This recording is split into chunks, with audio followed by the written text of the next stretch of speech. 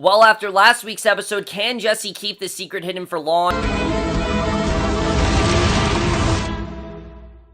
Hey guys, Cameron for Preacher, Season 1, Episode 7, He Gone. I was definitely really looking forward to this episode, obviously because of last week's episode really showing me what the show is capable of. Not just because, I've been really enjoying Preacher, but last week's episode, that awesome, between the awesome, 12 minutes, the hotel scene, everything. And then, of course, the cliffhanger of last week's episode, I really had no idea what was going to happen in this episode. I was definitely really looking forward to it, and this was another really great episode. I really did enjoy it overall. Sorry to not get to review this episode. I was gonna review last night, but Mr. Robot kind of took over everything, and you guys know how much I love that show. Not that I don't love this show, but I just love Mr. Robot a whole lot more than I ever will Preacher. But let's just get into this episode, because there was a lot of really good stuff that happened in this episode. I thought there was some great flashbacks, as well as some great glimpses into Jesse's past, and I think the whole episode really is about secrets, and how long can you really keep these secrets hidden, because a lot of the secrets that Jesse has long to keep hidden are very slowly coming out, and let's just get into this episode, because I really enjoyed it. I love the way the episode starts, because we start off right away. Jesse is examining the spot where Eugene's been standing. He's just gone, as we know. He just seemed to disappear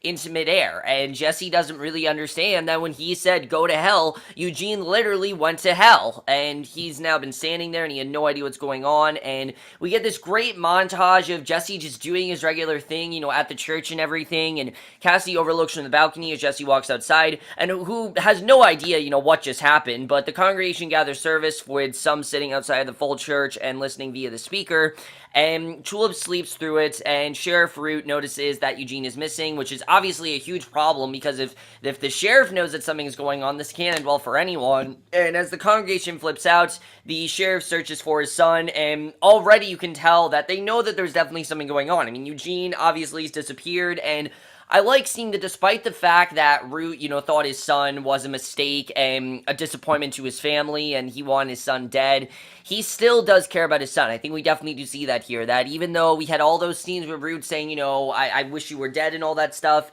we see that deep down, Root and everyone else seems to actually care about the son. And if anything, I feel like this is showing that everyone that's kind of picked on Eugene kind of is feeling bad for him now, because now they know he's gone, they don't know where he's going, and this can't end well for Jesse, definitely. You could definitely think this can't end well for Jesse. I thought it was a very good way to start things off. We also see Quinn Cannon, who I'm going to call him Quinn Cannon, because that's his last name, that's what everyone's calling him, Odin Quinn Cannon. He is watching this all go down. We don't really know what's going on. We get more of an idea of what his purpose is and what he's doing, and I am definitely looking forward to seeing what he's gonna do, for the rest of the show, especially at the end of this episode. Things really were crazy. We'll get into that in a little bit. But then we see a flashback, one of many that we see throughout this episode. I really love the flashbacks we see in this episode, because they're really showing Jesse and Tulip's friendship. We've heard a lot about Jesse and Tulip's past, but we haven't really gone into specifics. And finally in this episode we do, and I really love what we saw here. We see they're sitting on a bench outside the principal's office, and Jesse's father, John, comes in to demand explanation, and we really get more into John this episode. Now, we've seen some scenes of John and how he always wanted Jesse to be a preacher, and how, he was the one that made Jesse think that faith is the most important thing, and that kind of takes the principle over everything else. But Jesse says that he was just standing up to bullies who were picking on Tulip, and John and basically, apparently it got, really bad. He ended up, assaulting them, and they had to go to the hospital, apparently. I mean, I'm not surprised, because this is Jesse we're talking about, but that really is crazy. John then takes Jesse home. Jesse convinced him to take Tulip with him, since she has no one to take care of her, and you really do see the relationship these two had. I'm assuming that Tulip was an orphan, is what I'm assuming, that Tulip was an orphan, and that Jesse was the only one that looked after her. And later, Jesse says his prayers, and Tulip sleeps on their couch, and it's a really touching scene, seeing Jesse have that faith, and seeing Tulip in his life not fully understand what he's doing. And Tulip was just as much of a badass when she was a little girl as she is now, which you can definitely see. But they have this fantastic cut where in the present, Tulip then runs barefoot down the street, and just cuts like that. Those are the things that just get me really happy. I love the way that was done. But Tulip runs barefoot down the street, through yards, over fences, and on top of cars. She retrieves a pair of pants from a kid who stole them from her uncle, and who stole them off her uncle, let me just say, who's lying asleep on his own front stoop after a night of drinking, which that was interesting to see, definitely, the way that was done. So Jesse then goes over his schedule with Emily, basically to catch up with her and what's going on, and as usual, Jesse's kind of putting Eugene's death, well, supposed death, aside of him, and he's still focusing on, congregating the church and making sure that more people come to the church. And also, you can tell that Emily knows there's definitely something going on. Just the way that he talks, the way this is all going on, it's starting to make more sense to her as to what's going on here. Later, Cassidy catches up with him in the church kitchen, and Cassidy tells Jesse that he saw what happened with Eugene. He did, in fact, see what happened, and I couldn't tell if he did or not, but he did, in fact, see what happened. He offers to help however he can, but Jesse seems oblivious and then notices Emily standing in the doorway. And obviously, this can't end well because Emily clearly can hear their conversation. She clearly knows something that's going on. And I like, again, Cassidy is trying to be that sidekick to Jesse. He really wants to help him in any way he can. He wants to be the one. But again, he doesn't have the power that Jesse does, so he really can't do anything, even though he wants to maybe, help him with Eugene. He can't really do much of anything because Cassidy's just a vampire and there's not really much else he can do. And Jesse seems very oblivious, and then, like I said, he knows that Emily standing in the doorway. Really well done. Really like the way that scene was handled. Really good stuff there. Jesse and Emily then leave, and Tulip shows up, and Cassidy says he didn't tell Jesse about them, and Tulip says that's good because Jesse would probably kill him, and yeah, I mean, that's probably true. And as we know, there's a really awkward love triangle going on between these three, and you can kind of see that's not exactly a love triangle that's going on. He said Cassidy wants to know why Tulip had sex with him, because there's obviously a reason why, and I like that he confronts her about this, because we saw last week that Cassidy clearly still has feelings for her, but she seems to have moved on. Why they have sex? And Tulip says that she didn't, and Tulip asks if Cassidy has told Jesse about what he really is, and it's interesting that she says that they didn't. I don't know if this was all in Cassidy's mind, or if they actually did, but that's really interesting. So Tulip, or if she has no recollection, I'm not really sure, but I can tell there's definitely more going on here. I'm not just gonna say, oh, Tulip, her memory was wiped or something. There's definitely more going on there. Tulip then asks if Cassidy had told Jesse about what he really is, and she can tell that Cassidy hasn't really told him, what he really is. And Tulip then tests Cassidy by asking him who Jesse's favorite movie star is, just to see who knows Jesse better, because I think she thinks she knows him better. And Cassidy starts trying to tell Tulip, and Cassidy says Ryan Phillippe, but Tulip knows the right answer, that it's John Wayne, and that is who Jesse's always wanted to be. He wants to be like John Wayne. And Cassidy starts trying to tell Tulip about the power that Jesse got from Genesis, and you don't know if he actually told her, because all he says is, oh, I know Jesse, I know a lot more about him than you ever will. And I thought it was a very interesting scene, the way that was done, the way they both know Jesse, but they both know very different things about him. Cassidy knows a lot more than Tulip does, but Tulip knows a lot more than he does. There's a lot, she knows a lot more from his past, and he knows a lot more about his present. And I think that definitely is very interesting, the way these two are bonding. And it doesn't seem like they're going in a romantic direction. It seems like I think he truly does like her, but it's true, it's clear that Tulip wants to forget what happened between them and kind of move on, which is very interesting.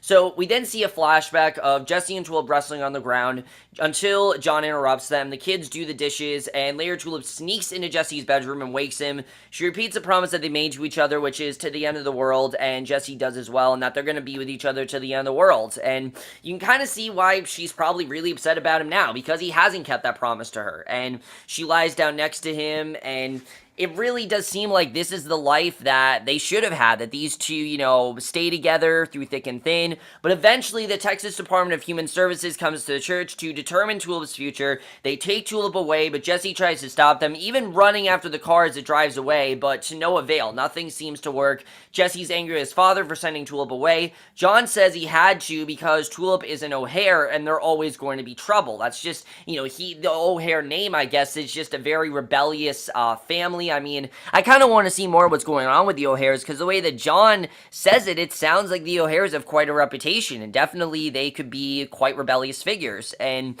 basically, Jesse then prays for Tulip and for God to kill his father and send him straight to hell, and we'll get into that in a little bit, because I think that scene was definitely very interesting. But I think this really is why Tulip is so mad at Jesse, and why she kind of mocks him for believing in his religion, because this was his father who did it. His father got her taken away, and I think she's saying, look, you need to not do what your father tells you to do. Your father took me away. Your father was a bad man, and deep down you don't love your father. So Jesse seems to be giving into what his father said rather than fighting it, and I think that's really the thing that is really pissing Tulip off, is the fact that Jesse is following his father's footsteps when his father in general wasn't that great of a man. We definitely do see. So Emily's then rehearsing a Bible reenactment with others from the church. A very interesting scene. Jesse tells her that the actor needs to be terrified of what's happening to them, and I thought that definitely was very interesting in the way that he wants to be as realistic as possible, but also because if he says something, then they'll do it, which I was wondering if he inflicted some of his power on them, but it seems like Jesse's trying to hold back. Now that he knows what he can do to Eugene, he's definitely trying to hold back with his power, you can definitely tell. So Quinn Cannon then arrives and asks for a word with Jesse. He tells Jesse that he finished the model, and Quinn Cannon tells Jesse about a slaughterhouse in Brazil that processes a lot of cattle, and he tells Jesse that Quinn Cannon meat and power isn't as productive under him as it was under his father, and it's really not working anymore. And he then pulls out a deed of transfer for Jesse to sign over the church and its land, and he wants the church. He wants it all to himself. They argue about Jesse refused to sign over the land because this is his baby. This is the church. This is everything that he's worked for all this season has been for the church, and he's not just going to give it away to someone like Quinn Cannon.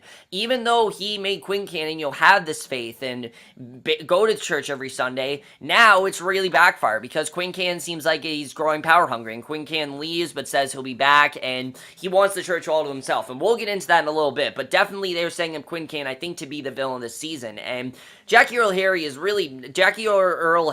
really no stranger to that. I mean, he did play Freddy Krueger after all, which was pretty bad, I gotta say. That Nightmare on Elm Street remake, it was pretty bad. But he's really doing a great job. Really think he's doing a great job with this character.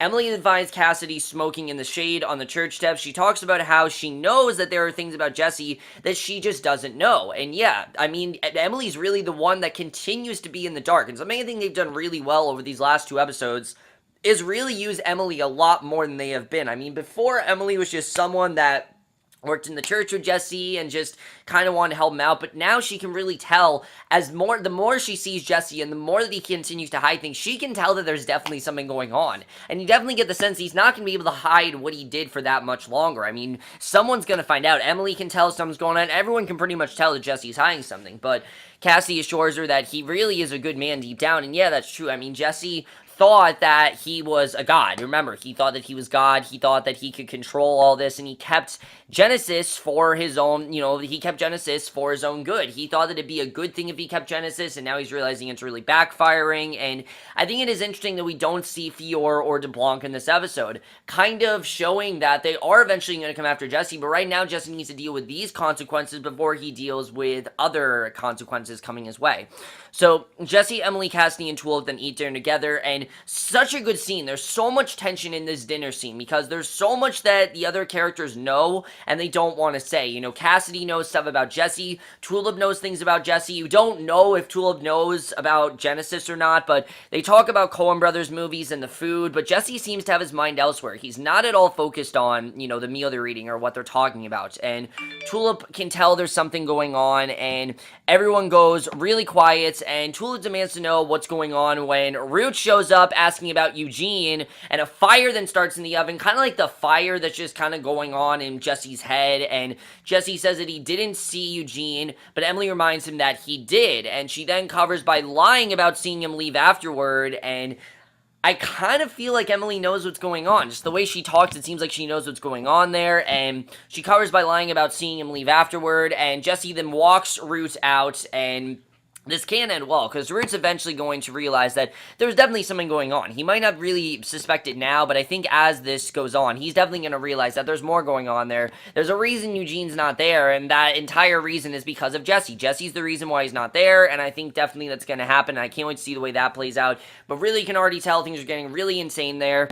And even though at this point they were able to cover up things, with Roots, I don't think the next time they'll be able to cover up things as much, because Root's eventually going to put 2 and 2 together, just knowing what Jesse can do. So Cassie follows him, and remember, Root already, Jesse has a reputation, and Root is trying to, see that he's a good man, but the more that Jesse, questions him, and the more that Jesse does questionable things, the less, I think, the less nice Root's going to be, definitely. And we then see Cassie follows him outside, hits him in the face, hits him in the face with a fire extinguisher, and Jesse said he didn't mean to send Eugene away. Cassidy asks what Jesse plans to do about Eugene, but Jesse doesn't feel like there is anything to do. You know, he's in hell. He feels he can't really do anything, and he tells Cassidy about how Eugene confessed his love to Tracy Lotch, and when she rejected him, she took a shotgun, shot her in the head, and we finally find out kind of what Eugene did here. It turns out that he confessed his love to this girl, Tracy Lotch, and when she rejected him, he took a shotgun, shot her in the head, and then turned it on himself. So that is why everyone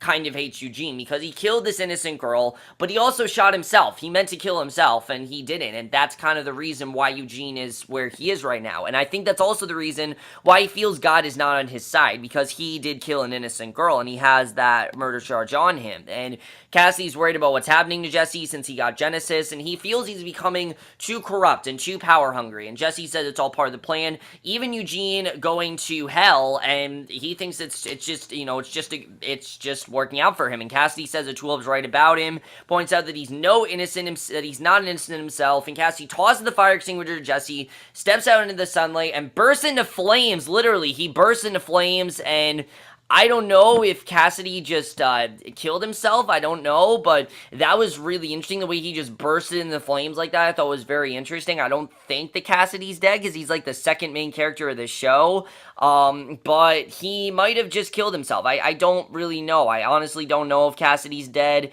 With a show like this, I feel like he might not be dead, but there's a possibility that he might be, and the fact that Jesse just, and I honestly don't blame Cassidy for doing that. I mean, he just realized the girl that he thought he loved doesn't love him, and the guy that he's been, kind of buddy-buddy with is a villain, and he's not someone he should be allied with, and I think he just killed himself. But I can't really tell if Cassidy really is dead. I honestly don't know, and I don't know if the show really will kill off Cassidy, so I don't really know if he's dead. I feel like there's a way to bring him back, but we'll have to see. And also, guys, if you guys don't know, this entire first season is just a prologue to the comics. I heard that none of this happens in the comics. In the comics, there's a lot is basically what happens after this season, which we'll get into. But Jesse then goes back inside, and he plants the fire extinguisher on the table. He sits down, continues eating dinner. Emily asks where Cassidy went. He asks if Tulip knows what Cassidy is, and then he asks Emily, realizing what's going on. Tulip sarcastically says Jesse's father would be proud. Jesse gets angry, mocks Tulip about her own lack of standards. Tulip calls him a dick, walks out. Emily tries to talk to Jesse, but she says that she's believed in him since the day he showed up.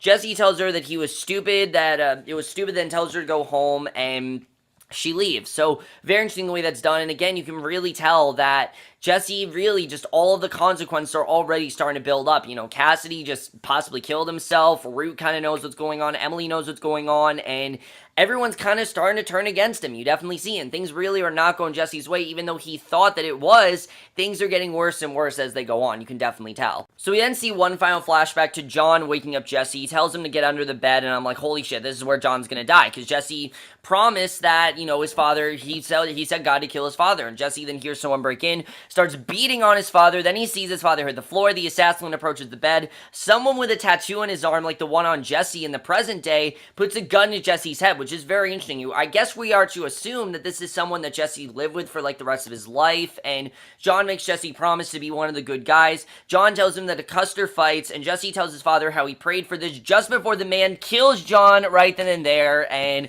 that's something else that Jesse has on him. The fact that he killed his own father pretty much, and the fact that he told God to kill his father, that I think really was the beginning of his power. The fact that he told God, kill my father, I think is definitely very interesting. I mean, we've known that Jesse's had this troubled past, but really, I mean, this is fucked up, really. I mean, it's crazy to see what's going on there, and Jesse then busts up the floor, begins digging into the ground below the church where Eugene disappeared, seeing if he can somehow get there, uses Genesis to command Eugene to come back, and it doesn't seem to be working. It seems like Genesis has really backfired, and it's not going to work this time, and even though he wants to get Eugene back, now he's just really made things worse. And then we see at the very end of this episode, we get this brilliant shot. Quinn Cannon has this huge army. They're just marching toward the church with a small army of armed, Quinn Cannon and M&P employees, and that is the way the episode ends. He's going to take the land for himself, and that is the way this episode ends. Crazy stuff going on here, but let's just get into this episode.